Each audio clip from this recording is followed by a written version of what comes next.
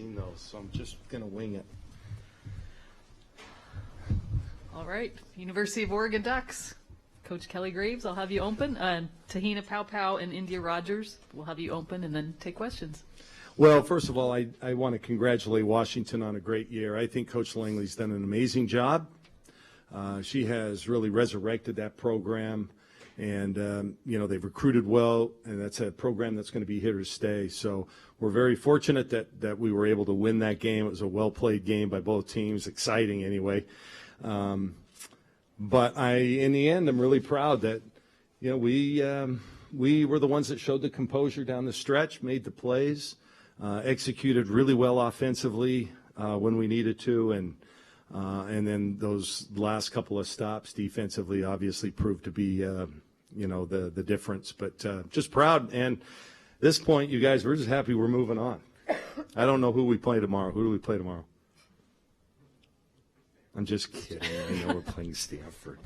But anyway, this was a great Duck win. Thank you, Coach. Right here in the second row. Matthew Walter from the Next. Kelly, I want to go to that fourth quarter. Endyia comes off a curl screen, hits the jumper, and I think you ran that play about 3 to 4 more times in the final 5 minutes of the game. What about Endyia in these late moments, big shots that you trust her, but just that you can run the same thing for her and she can find different ways to score and get your guys some points when you need it down the stretch? Yeah, well, you're not doing your job as a coach if you've got somebody that's, riding a hot hand, and we have, full confidence in Endyia that she's going to either make the play for herself or make the right play for someone else.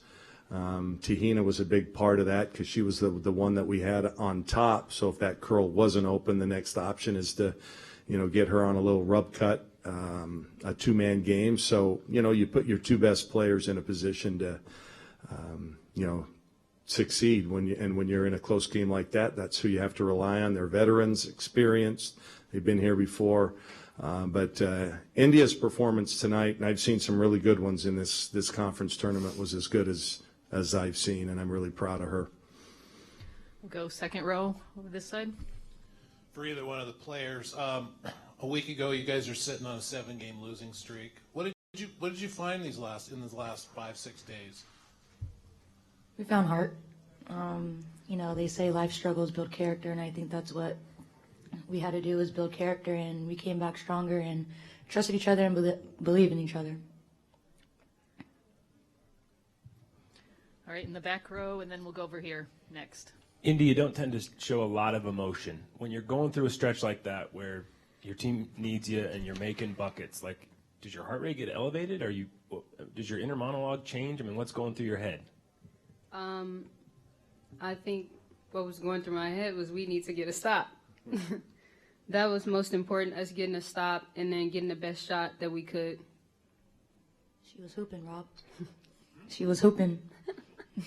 I just now realized Endyia got 11 rebounds as well. That's incredible for someone 5'3". We'll go up on the riser here. Yeah, Kelly, 41 of 52 of your points came from these two tonight, and it seems like over the past couple of weeks they've been the two that have really willed you guys to wins.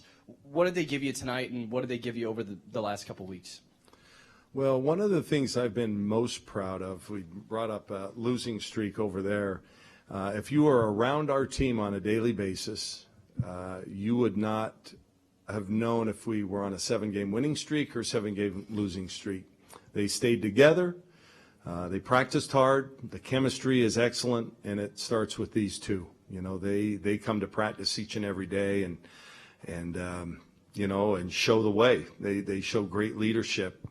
And that's what they did today, and in the end, sure, we'd like more contributors, but at this point in the season, you didn't really care. We just want to survive and then play another day. So I'm not very good at math, so I didn't realize that it was that significant for us to continue, especially in the next game against Stanford. We need more contributions from other people. The same contributions from these two, with some a little bit more help. Go here, and then we've got 1, 2. Kenzo Fukuda from the Daily Californian. Te-Hina, you had a couple big stops and that big three and that run that sort of got you guys back in the game. What sort of sparked that run for you guys? Stops, transition, playing defense, boxing out, rebounding. That was our really big emphasis in the fourth. We got to box and rebound and get on transition, and my teammates trusted me with making that shot, so I had to make it for them. Coach, you had Grace back today, obviously one of the best freshmen in the conference. How nice was it to have her back? What did you think of her performance? And you talked about needing more contributors. How could she help you in a game like tomorrow? Well, for her in her situation, it was just great to get her some minutes. She was on a minute restriction. We couldn't play her a ton. But just for her to get out and sweat and be back on the court with her teammates was really important. Coming into this game, you guys, rebounding was our number one focus. We didn't do a great job of it in the first half. Second half, they had 0 second chance points. And if you ask me the key, we've been such an offensive team over the years. I'm really proud of the way that we're playing defense. I think our defense has been a lot better in the last couple of months, and it proved to be tonight. So I don't know if you guys realize that, but no second chance points second half. So good on them. Yeah, but Grace will be a little bit better tomorrow, and now it's always tough as a freshman in your first game anyway. And she hasn't come off the bench at all this year, and that's different, It can kind of throw you off a little bit. But I thought she, did a really good job. All right, we're going to go Jeff here, and then Nick, and then Rob. Jeff Metcalf, Pac-12 Hotline. Do you feel like this is enough now to get you into the NCAA tournament, or how do you think your team sits after this win? 17-13. I don't know, and I don't really worry about that. We're just going to try and do our best to win tomorrow. We'll control what we control, and that's our effort and execution out on the basketball court. Obviously, if we can be fortunate enough to get another one, at least in this tournament, then I would say our chances look pretty good. But with a net rating of 18 going into this game, I'm not a math genius. I don't know how a team 16-13 can be 18th in the net. That's an aberration.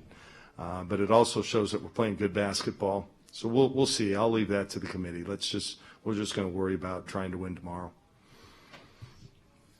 Kelly, I think it was 2017 was the last time you played in the first round here. Was it a little weird that because you guys kind of been able to ease your way into this a little bit the last several years? Yeah, we've always had kind of that day off to walk around and get our, bearings about us, and then have an off day and kind of watch everybody else sweat it out and knowing that they got to come to us. A little bit different, flying in last night and then playing an afternoon game. We'll do our best to not play in this first day, but I'm just glad that we won, and now we're playing the second day like the other ones. So it's all good. We have time for one more question. Anyone? In the back?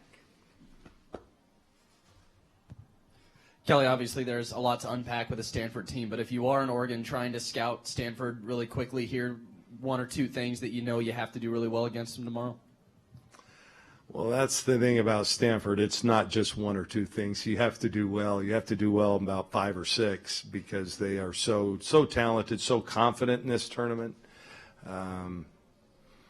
So, and they're coming off a tough road trip, and so I got a feeling they're going to be very, very prepared. They're certainly not going to overlook us. The last time we played them in this tournament was in 2020 in the championship game. And, so I know, Tara is a Hall of Famer for a reason. She's got a great team. But I think anytime you play Stanford, it starts with their height. We just got to somehow negate the height with our smaller team and keep them off the boards best we can. They're a team that if you don't play to your scout, you're going to be in trouble. They'll make you look bad. So I'm not going to list the 5 or 6 things right here, but just know it's a lot. We're going to do our best. We're going to go out. We have no pressure on us. So we can just go out and play free and hopefully make some shots, huh? Let's make some shots tomorrow. All right. Thank you, everyone. Thank you, you guys.